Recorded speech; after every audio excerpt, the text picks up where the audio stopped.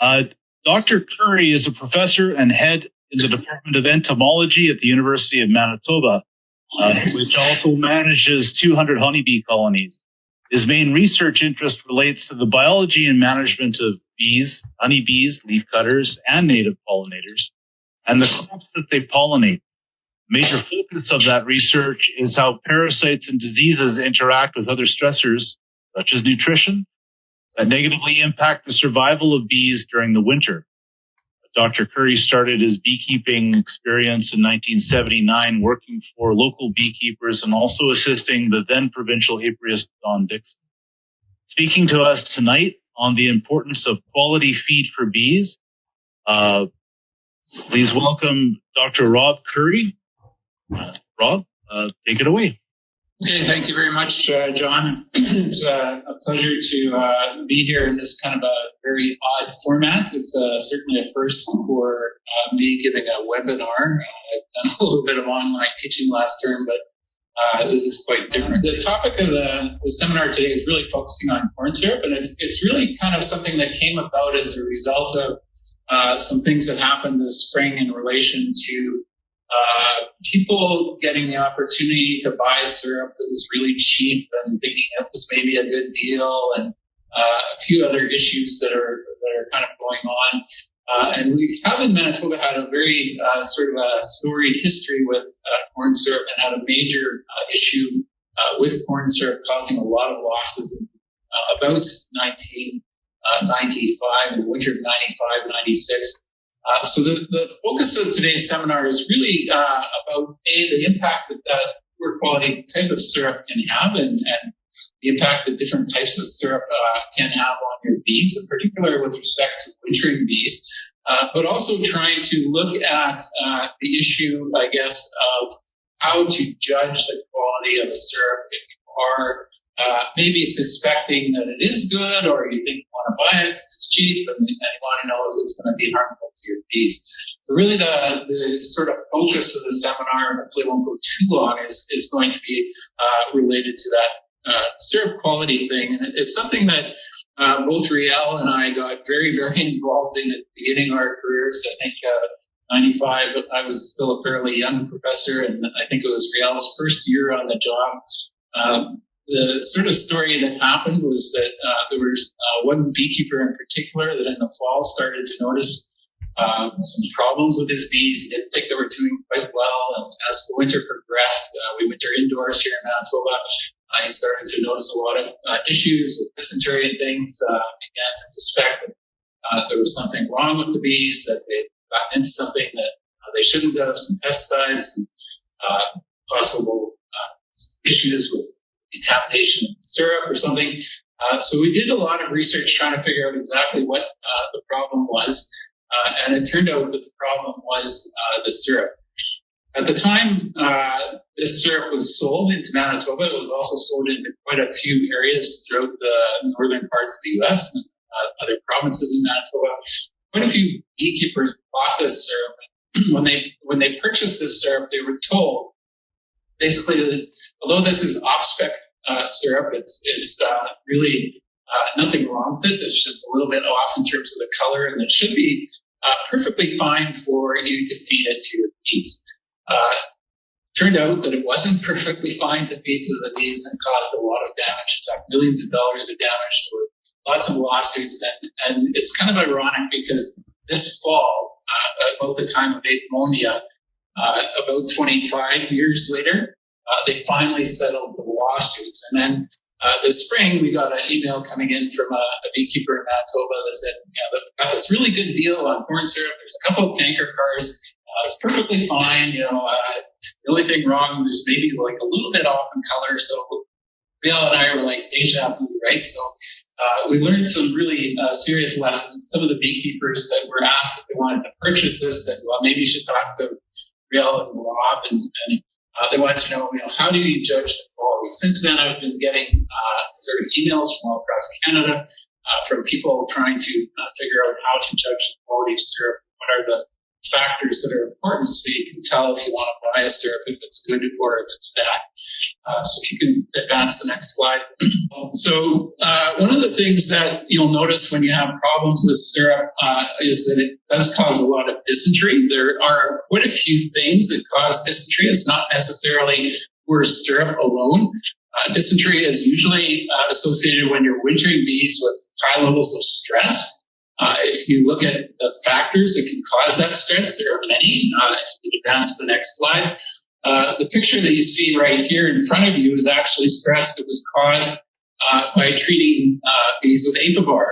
And in an experiment we did, which was a fairly large-scale experiment involving over 100 or so colonies, we had colonies that were treated with apivar and those that weren't. And when we wintered them in the wintering building, we noticed that a lot of the colonies that winter had this really high level of defecation on them. But, oh my God, it's corn syrup all over again. We're having problems.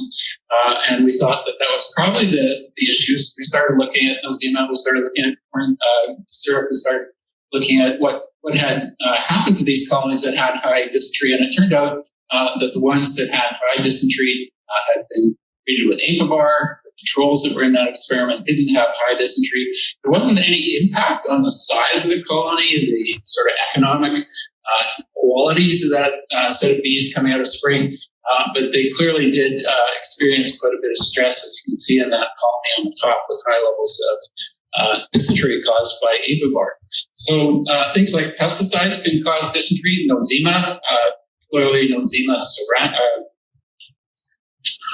apis, back in the old days, used to cause a lot of dysentery. And another thing that can cause dysentery is poor feed, sometimes granulation of feed, or in the case of sort of corn syrups, if you get an off-spec corn syrup, it can cause all kinds of problems with dysentery. This paper is a classic paper by a scientist in England named Bailey, and it was published in 1966. Where Bailey noticed that a lot of people were having trouble with feeding bees because they were feeding bees candy, the kind of candy you feed as a fondant or feed in a queen cage. And this candy had been produced for bees through a mechanism called acid hydrolysis. And Bailey suspected that the kind of reason that bees were dying when they were fed this acid hydrolyzed fondant was related to the fact that maybe there was something going wrong with the quality of that sugar in the form of a fondant. And he examined this in quite a bit of detail. He looked at a whole bunch of factors that could be found in that syrup, including one particular component, which is called hydroxymethylfurfural, or HMF, and identified that both honey sugars that had high levels of HMF could cause all kinds of problems. That these HMF levels could be tied to, the sort of acid hydrolysis process. But he also tested all the other sort of breakdown products of the particular syrups, including some of the organic acids that would also be found in the syrup that sort of go down the chain in terms of the degradation process of formic acid, acetic acid, levulonic acid, etc. And what he showed was that not only HMF, but some of those acids can also cause problems. There was some subsequent work done by Jakminowicz and Shermini, which actually proved that HMF alone can cause toxicity. But in this paper by Bailey, it shows that the acids themselves can also cause toxicity, which is quite interesting and relevant to the corn syrup story. So if you advance to the next slide. So, as a result of this, we sort of learned a lesson back in 1966 that you really should not make, queen candy or fondants made from the acid hydrolysis process. In Bailey's paper, he says that, one of the reasons for making a fondant through this acid hydrolysis process and converting sugars, the sucrose into glucose and fructose through this acid hydrolysis process, because the fructose is nice and soft and it makes a nice soft candy, which is a desirable characteristic. And also at the time, beekeepers thought that, since most honeys and nectars are made out of simple sugars, glucose and fructose, it would be better for the bees. If you fed them something that was already glucose and fructose, they wouldn't have to spend a lot of energy basically breaking it down. So the beekeepers figured, okay, we'll break it down for the bees, save them a lot of energy, and it will be better for the bees. So it turned out that this process of acid hydrolysis is a bit touchy, and if you don't do it quite right, you can get these sugars or fondants that cause problems. And so this process of acid hydrolysis was identified as something very bad. If you go on the internet, you'll see lots of sort of recipes. This is one here for clean candy that my technician actually copied off the internet and made a whole bunch of this and fed it to our bees last winter. And guess what? All of our bees that were fed this fondant died. So we're now going to have to go back and test it to see if it is causing problems. But the nasty thing here is 1/4 teaspoon of vinegar. You combine that with heat, and if you don't do it exactly right, you can produce toxic compounds. We're not sure if that's what happened in this instance, but it's kind of a lesson learned from the past that when you get out there, there's all kinds of recipes on the internet that people maybe don't realize can cause problems. So acid hydrolysis is bad, but is it always bad? That's a really good question. That's one of the things we investigated. This is what it looks like if you feed syrup that is kind of problematic. This is the off-spec corn syrup, one of the colonies in Manitoba. And you can see that just huge amounts of dysentery on the front of this hive. The dysentery that is formed is kind of a sticky, ugly, gooey kind of a mess. We had actually Jeff Pettis, who at the time was a postdoc with Mark Winston's lab, come, stayed at my house, and went around and basically scored all the colonies in Manitoba. And in his report that he wrote, he basically describes it as something he'd never ever seen before. And I think most of us felt the same way. People like Riel and myself and Don Dixon at the time, we were original apers, look at a lot of poop. And we have a pretty good idea of what poop's like. It's usually fairly dry and stuff like this. But this stuff was really abnormal. You can probably see the glistening sort of aspect to it from looking at it in the photograph. We were able to show in my lab that it was actually the corn syrup that was a problem. It wasn't related to a pesticide problem. And we then kind of wanted to take a little bit further and figure out what exactly it was related to this corn syrup that was causing the problem. We did some controlled studies. If you just go to the next slide, you can see fairly clear differences in this sort of photograph here. You can see the cage on your left is one that was fed off-spec syrup. You can see stickiness throughout the cage. You can see 1 or 2 bees kind of up here at the top. See a lot of dead bees down here at the bottom. Whereas this cage on the right was fed on-spec syrup, so syrup that would normally be fed by beekeepers in the winter in Manitoba. You can see the comb looks really nice and clean. It's not sticky at all. The bees are not congregating in a heap at the bottom of the cage. They're all up here nice and happy. And there's a fairly clear difference between treatments. So on-spec on the right, off-spec on the left. What is it about this off-spec syrup that's causing the problem? And how can we provide some information to beekeepers so that they can say, okay, if I'm going to feed this stuff, is it going to be harmful to my bees or not? Next slide. Just to prove to you that it is harmful, this is from Jeff Pettis's high fructose corn syrup committee report, where you can see the proportion of colonies that died when they were fed high fructose corn syrup that was off spec, not on spec, compared to the control colonies that he evaluated from 13 different commercial beekeepers in Manitoba in the spring of 1996, many years ago now. And you can see that the controls that were fed either sucrose syrup or on-spec high fructose corn syrup had a mortality level of about 10%. Those were the good old days when that would be a sort of normal level of mortality. The new normal is probably closer to 30%. Back then, the average in all of these colonies was in the 40% range, which for the time was huge. And of course, some of the beekeepers had extremely high losses as a result of that. The damage sort of throughout the prairies and northern states, resulting in millions of dollars of losses.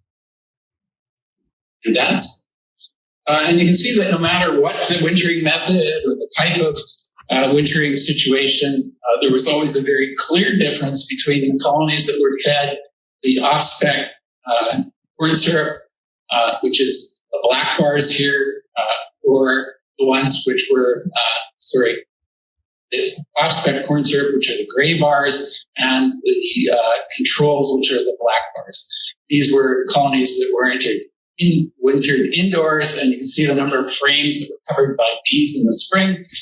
The ones that were controls fed syrup, that was either sucrose or on-spec syrup, had about 8 frames.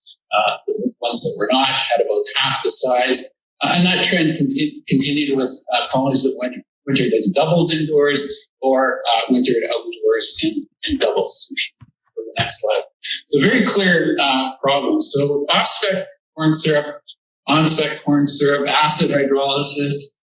There's lots of different types of syrups out there. So how does a beekeeper figure it out? How do you choose a syrup and know whether it's produced through acid hydrolysis, know if that acid hydrolysis is harmful or not? If you look at the various source materials that are used to produce most of the syrups that we would end up buying from a commercial standpoint, we have syrups that are produced through sugar cane, usually imported from places offshore, not in North America, probably South America. We have sugar beets, which are grown fairly extensively throughout the northern states, used to be grown in Manitoba. And we have syrups that are produced through the process of corn and basically hydrolyzing the starches that would be found in corn and making sugar out of that. So 3 major sources: sugar cane, sugar beet, and corn. If you go kind of a little bit further into that, next slide, Brian, you can see that most of the ones that were produced from sugar cane or sugar beet are what we would call refined sugar. So this is kind of the sugar that you would have on your table, the white stuff that you have on your table. There's also a category called unrefined cane sugar, which is kind of like a brownish colored sugar. It's a little bit different than brown sugar that you might use in baking, but it is got a slightly bit higher molasses content than refined sugar. So refined sugar is your white table sugar, really pure stuff, really high quality. And it is made out of sucrose. So sucrose is a sugar. I'll show you a little picture of the molecule in a minute, which sucrose is made up of glucose and fructose stuck together.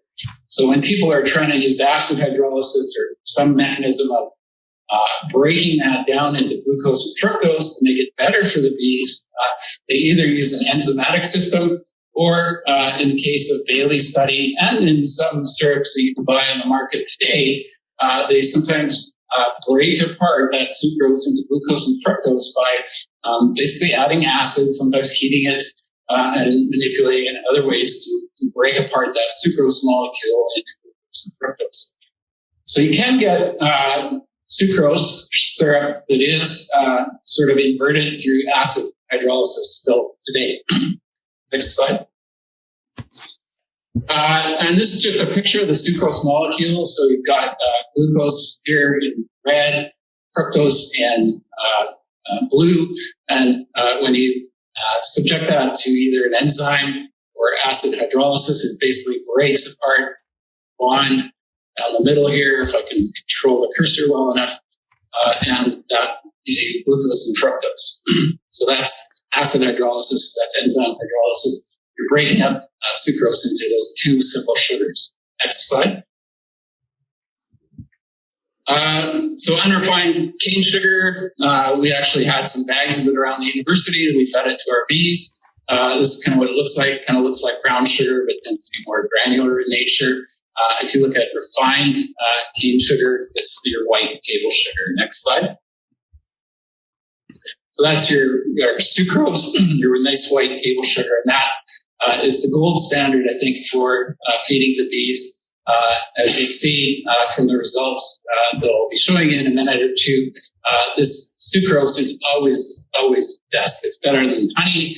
It's better than fructose, glucose, fructose, high fructose. It pretty much always comes out best. There's only one experiment that I've done where sucrose hasn't come out best in terms of experiment, and I think most of the literature that you'll find on syrups, particularly when you're looking at it from a winter feed standpoint, will also show you that sucrose is the best, most consistent feed for winter feeding. So what are the other types that are produced? As I mentioned, this sucrose can be converted into glucose and fructose, and that can have desirable characteristics. If you want to make nice soft candy or something like that, the fructose helps in that respect. It changes the concentration that you get in terms of the sugar concentration in water, a whole bunch of different characteristics that make it desirable. And one of the ones that was available up in Manitoba at that time was called Rogers Medium Invert. So that was sucrose syrup that had been subjected to acid hydrolysis, broken down into glucose and fructose partly, but not totally. So it was a combination of sucrose, glucose, and fructose. So that's an acid hydrolyzed syrup, which we've sort of got this dogma as bad, but we wanted to test that and see if it really was bad. Okay, next slide. So that's acid hydrolysis. Normally, the dogma is acid hydrolysis is bad, but not always maybe. Okay, next slide. The next sort of group of syrups are the ones that are called corn syrups. So normally these are called high fructose corn syrups if they're enzyme hydrolyzed. But essentially, with a corn syrup, you're taking this big, huge, complex starchy molecule, and you're breaking it down into little segments through an enzymatic process to produce high fructose corn syrup. And for beekeeping, you're normally either feeding a type 55 high fructose corn syrup or type 45 high fructose corn syrup, and that 45 or 55 refers to the proportion of fructose that would be in the sample. But as is the case with sucrose, they sometimes still use acid hydrolyzed sort of mechanisms to produce syrups. And there are what they call dual conversion syrups, so they use a combination of enzymes and acid, or acid hydrolysis syrups, usually when they're making glucose syrups. So normally all these high fructose corn syrups aren't produced through acid hydrolysis. The glucose ones sometimes are produced through a combination of enzymes and acids or acids. So a little bit higher risk there with the glucose syrups. Maybe a lot higher in some cases. Okay, so next slide. Excuse me. What are the factors that affect syrup degradation or syrup quality? That's kind of what we really wanted to get at. And in the case of our off-spec syrup, they were all produced through enzyme hydrolysis. So we were able to eliminate the fact that maybe there were acid hydrolyzed syrups that had been sort of put off as being or sold as being high fructose corn syrup, whereas they really weren't. These actually were high fructose corn syrups, but they were still causing problems. So what were the problems that were in there? Next slide, please. And we also wanted to look at what happens at different times of the year, because as you all know, particularly if you're in Manitoba or Canada, there's some people on the list there that maybe came from very far away. In Canada, we have very, very long winters. I like to say we have about 4 months of summer and 8 months of winter, or what a lot of the people say is we've got 8 months of winter and 4 months of bad sledding. So it's kind of like a really, really long period of time for those bees to get through the winter period. This just shows wintering outdoors, as is often done in Manitoba, where the colonies are wrapped and stay in a wrapped state from about mid-October through to mid-April or May. And this slide to the right here shows indoor wintering and a commercial facility where the bees are brought in, usually around the end of October, and they'll stay in constant darkness at about 5 degrees Celsius throughout the entire winter period of Manitoba, so quite a long period of time. And then just the other time you're feeding syrup is obviously in the spring. So what is the difference whether you're feeding in winter or not? Bees that go into winter are very long-lived bees. They build up their vitellogenin. They have a very different physiological status. So we wanted to see if the impact of syrup would be the same on spring bees as it was on winter bees. And we wanted to look at many of these different types of syrup to see what their potential impacts were. Next slide. And this slide just shows what would happen if you took sugar that was sucrose sugar and you compared unrefined cane sugar. So if you remember those slides from earlier, that's the kind of brown stuff. It looks sort of like brown sugar, slightly less pure than the white sucrose sugar.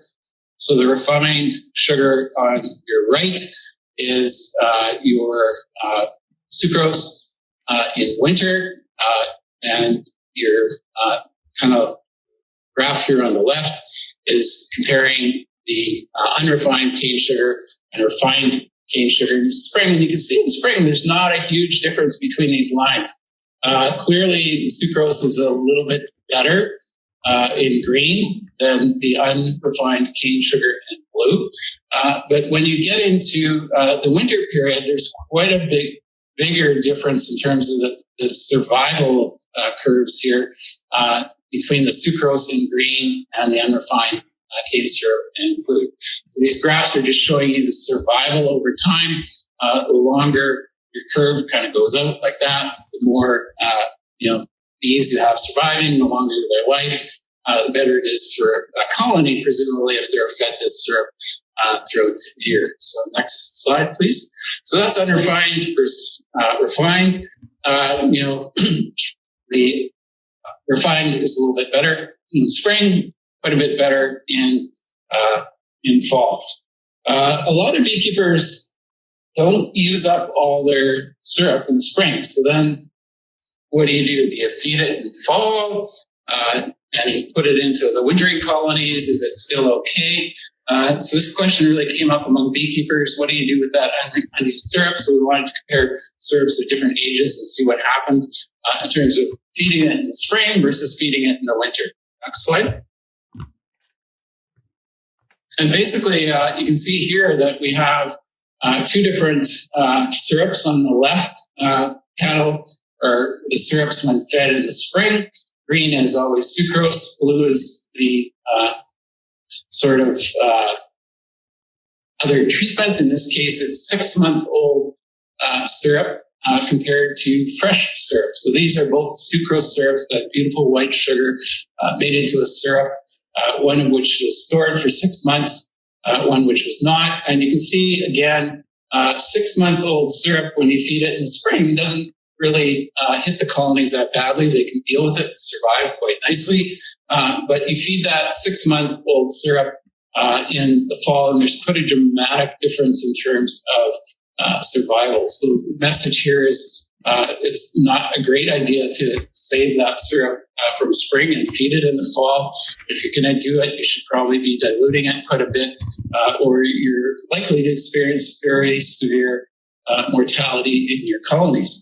So you'd probably be better off, in fact, to save that for another year and feed it the following spring, maybe diluted with some fresh syrup. Okay, next slide, please. Okay, so this is, again, showing the difference between sucrose syrups, which previous graph was based on dilute syrup. So dilute syrup is what I would call 1 part sugar by volume to 1 part water by volume. You mix them together and you get a dilute syrup.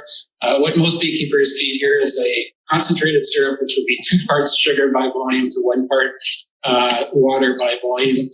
And if you mix that up like that, it ends up being 67% sugar. And that's pretty much all the sugar in terms of sucrose that you can pack into the water.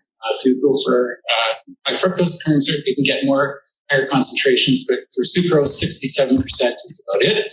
And this is showing the age of sucrose syrups in spring and winter. And you can see again, when we're comparing, in this case, 1-year-old syrup blue, 2-year-old syrup red, and fresh syrup green. Not too much of a difference in the spring, fairly dramatic difference in terms of survival in the fall with 1-year-old syrup not doing well, and 2-year-old syrup could be quite a bit worse than that. So again, the message here, don't save that syrup over and feed it the next spring if you can avoid it. One of the interesting things about Bailey's paper, if you go back to that 1966 paper that I showed you, is that when he was looking at all the possible things that could affect syrup quality, one of the things he looked at was sodium chloride. And that's because when you take acid, hydrochloric acid, and invert the syrup using that, they usually use a base, sodium hydroxide, to neutralize that syrup. And when you neutralize that, it produces sodium chloride. So, of course, he looked at sodium chloride and found that the levels of sodium chloride that you would normally find when you do that process wouldn't be harmful to bees. But sodium chloride by itself is harmful to bees. So some of the beekeepers in Manitoba said, well, what about high sodium wells? And I didn't even know high sodium wells existed. But I said, so some of them sent in some water from high sodium wells, and we tested that. And it turns out to be not much of an issue. Next slide. So this just shows what happens if you're using high sodium kind of water here, high sodium well in Manitoba, comparing it in spring and winter. And you can see spring, sucrose is minorly better. In winter, it's pretty much a dead heat, so no impact of high sodium water. So have a high sodium well, at least one that's similar in concentration to the ones that we tested. It doesn't appear that it's a major concern for you if you're mixing up your own syrup in that water. Next slide. Okay, what about those acid hydrolyzed syrups? Are they really bad? And what is it about them that is bad? They use the acid to kind of break that bond. And when you break that bond, it creates a sort of a type of a poison that's called hydroxymethylfurfural. This graph here just is from Bailey's 1965 paper that shows how to quantify that. Next slide. And we wanted to look at some of these acid hydrolyzed syrups that are modern to see if they are, in fact, really harmful to bees. So this graph is showing you sucrose fed in spring in green, sucrose spread winter bees in green, compared to high fructose on-spec corn syrup, which normally could be fed in Manitoba without causing significant winter mortality. We looked at medium invert that was a year old and medium invert that was new. And you can see they're all really, really similar. So this syrup that was this Rogers medium invert produced through acid hydrolysis, a combination of sucrose, glucose, and fructose actually is about the same as your typical on-spec corn syrup, and the storage characteristics seem to be quite a bit better in that the medium invert that was new was absolutely identical to the medium invert that was old. So although it is an acid hydrolyzed syrup, it's kind of got a mixture of sucrose, glucose, and fructose. It appears to be about the same as a typical on-spec high fructose corn syrup. Not as good as sucrose for winter feed, but that's pretty much the case for any syrup. It's a question of, is it good enough? I guess the answer would be it's good enough. Okay. So what about the corn syrups that are sort of produced through the other route, through acid sort of hydrolyzed routes? And go down, I think, the next slide, if I remember this data from 20 years ago. This is actually going on the right-hand side of that graph, showing you high fructose corn syrup that is on spec and off spec, fed to winter bees. And you can see the sucrose at the top here. This line here has really good survival. This one here is an on-spec syrup, and this one here is an off-spec syrup. And this off-spec syrup here is the one that caused that really high level of mortality that I showed you in that graph, which Jeff kind of said at the beginning of the seminar. So next slide.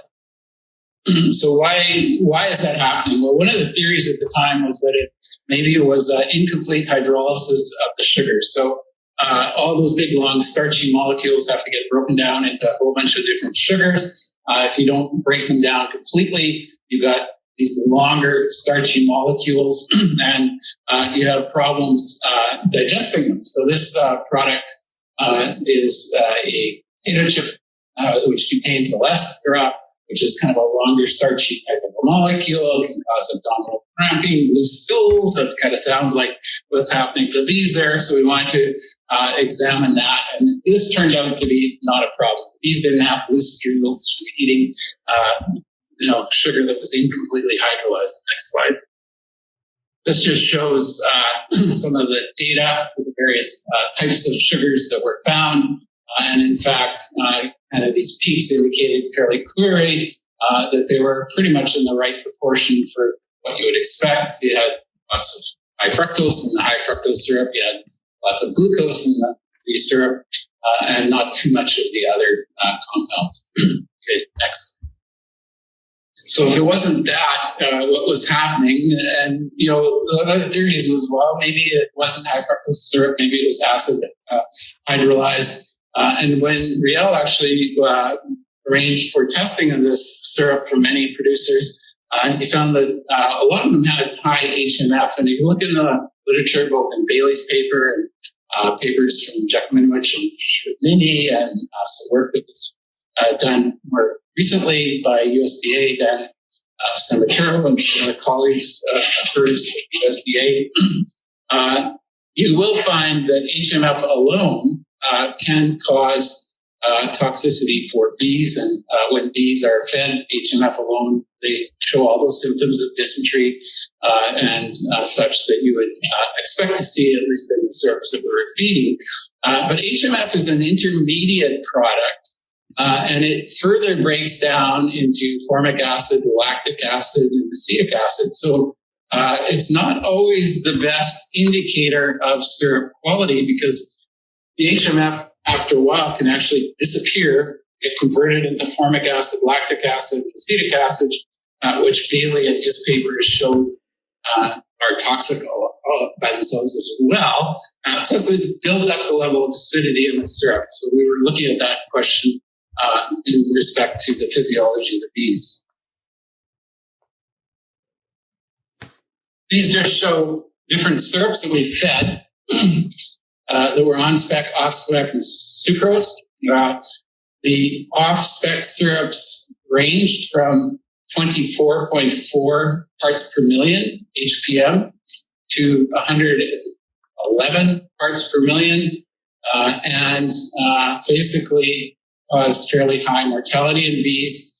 Syrups that we tested that were on spec had 15.8 parts per million and 28.2 parts per million, and didn't cause problems with mortality.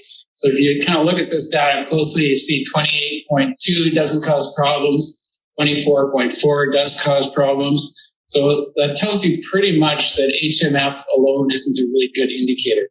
Published literature values kind of show usually 150 parts per million, definitely bad. Anything higher than 150 parts per million, definitely bad. Usually anything under 30 would be considered safe, but here we had a on-spec syrup with 24.4, an off-spec syrup with 24.4 that wasn't safe. So HMF is an indicator, but not definitely something you should hang your hat on or your bank account. Next. And this just shows pH. So all those acids that build up in syrup obviously lower the pH. If you think of the pH scale, it goes from 7 being neutral, 14 being very basic, to kind of 0 being as acidic as you could possibly get. If you get on-spec corn syrup, it's kind of usually in this range here, and high 3s to 4s. And that syrup that's in that range usually doesn't cause a lot of colony mortality. But when the pH goes down, all those acids build up, you start to see very high levels of mortality. So here we have 2.8 going to 3.4. These syrups are causing a lot of mortality. So pH itself seems to be an indicator, but again, pH alone, there's a lot of variation in the scale, isn't going to tell you the whole picture. Certainly, if you're wanting to buy a syrup and it's below probably about 3.4, you should be very suspicious of it. One of the things that happens with bees is they have sort of the ability to buffer a lot of these syrups. So if there's acid in there, they can use their internal gut buffering system to bring it up to the kind of neutral pH of the honeybee gut, which is in the ballpark of about 6.3. But winter bees, it appears from the research we did, are not as good at buffering syrup as the summer bees. So we actually looked at the buffering capacity of these various syrups, and you can see these titration curves for syrup on this slide. Sucrose basically doesn't cause any problems at all. There's no buffering capacity. Whereas the off-spec syrup, if you're trying to neutralize that syrup by adding a base to it, takes a lot of stuff to be able to neutralize it. So it's got very high buffering capacity. The on-spec syrups are somewhat in between. This one over here called Lily White is actually a glucose syrup produced through that enzyme acid hydrolysis process. Turns out to be not bad. Doesn't have much buffering problems. Next slide. And this just shows you a comparison of various syrups based on their sort of titratable acidity. So if you're kind of looking at this graph, and I'm moving here so I can actually read some of the figures because I can't see them on the screen that's up there. We have these 3 lines here that are at the top in sort of magenta, green, and red that are different types of on-spec syrup, or high fructose syrup. There's the green is frugal high fructose syrup. Titratable acidity was 0.6. The other one here is 2.1. And this blue one, or magenta one, is actually the Lily White glucose syrup. Those are actually pretty good. Titratable acidity of 0.7, so not much problem for these buffering capacity. The off-spec syrup, however, 4.6. And another glucose syrup, which is actually called, the brand name is Beehive, ironically. I used to have it in my lab, and I used to use it to feed observation hives. And, it was a really nice container. It was kind of looks shaped like a beehive, and had the syrup in there. So I give out observation hive to the teacher for their school, and I give them this bottle of syrup to feed it, to keep care of it, and they always came back dead. And I thought, these teachers are idiots, right? they're killing these bees. You can't do a simple thing. Anyways, it turns out that beehive corn syrup is what was killing the bees. It's got a really, really high titratable acidity. It's 6.9, kind of off the scale. It's glucose syrup, but it's definitely not one to bees, which is a lesson I Okay. So what is the effect of acidity on bee survival? We've got all these different syrups with different titratable acidity. We wanted to look at it kind of a more rigorous scientific way, and manipulated the titratable acidity of these syrups, and in fact found that it does cause problems for bees when it's fed to bees in the winter. When you get up in the ballpark of 5, that's your off-spec syrup, you see very significant levels of reduction in survival. ones that are in the on-spec region here, give you about what you would expect for bees that were kind of fed sort of a high fructose corn syrup is considered on-spec. And the top curve here is your sucrose that is fed without any treatable acidity. So to take sucrose, you put this in there at this level. It says titratable acidity with really good measure of slide.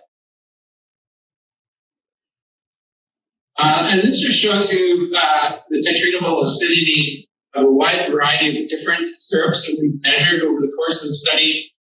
And you can see that the ones that are here all the way over to here are various types of high fructose corn syrup. So if you kind of look on your screen, basically going from here, that direction are all good. So below 2, these are Manitoba honey producer co-op syrups. Low, very good. This one here is a 3-year-old syrup. You can see that the acid is really starting to build up in that syrup, and it's creating high levels of titratable acidity that you can measure, and it's starting to get to the point where it causes some problems maybe for bees, but it's still the equivalent of an on-spec syrup. But when you look at the off-spec syrups, they're kind of in this range, going all the way from about 3.5 all the way up to 5.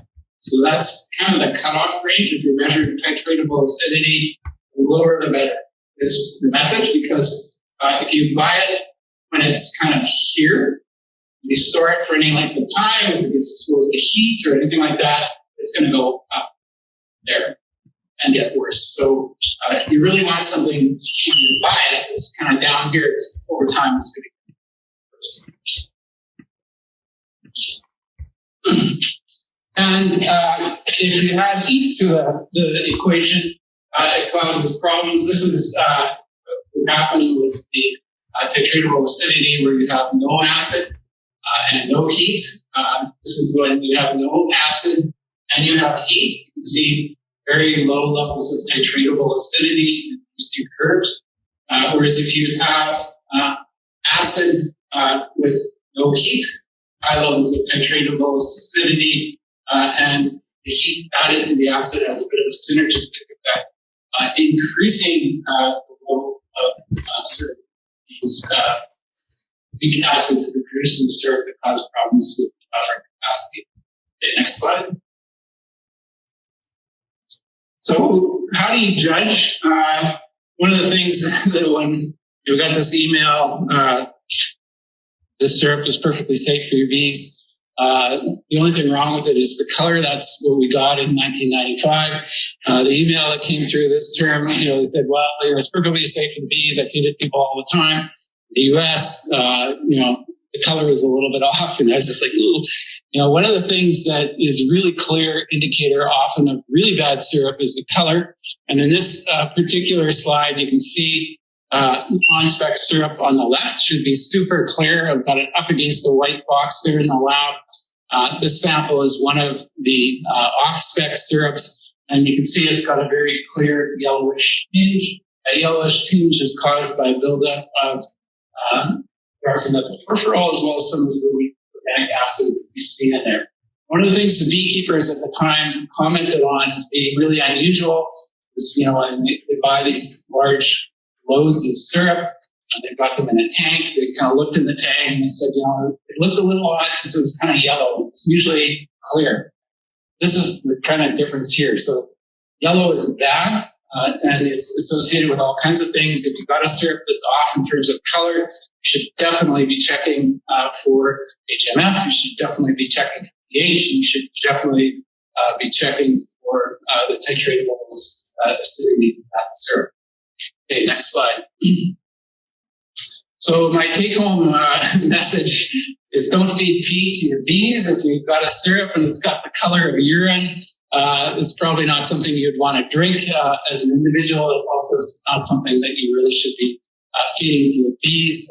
And anytime you've got a syrup that somebody's selling you for a really, really cheap price, you should definitely particular, if you're thinking about going to use it as a winter feed, definitely have it rigorously tested, or better yet, buy only high quality on-spec high fructose corn syrup, or even better, just bite the bullet and pay the price that you need to pay for sucrose, which is almost always the best quality feed.